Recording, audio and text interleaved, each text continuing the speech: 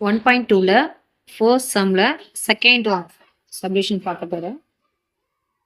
R2 equal set கொடுத்துட்டாங்க -1, 1 அப்படின்னு சொல்லியிருக்காங்க.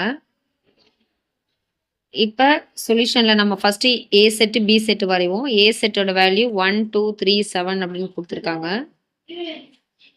பி செட்டோட வேல்யூ 3 0 -1 7 கொடுத்துட்டாங்க. இங்க என்ன கொடுத்துருக்காங்க ரேஞ்ச் அப்படின்னா -1, 1 கொடுத்துருக்காங்க.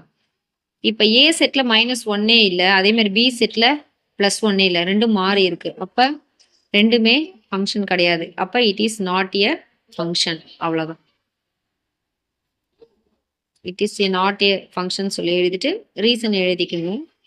-1 not belong to A and 1 not belong to B. Thank you.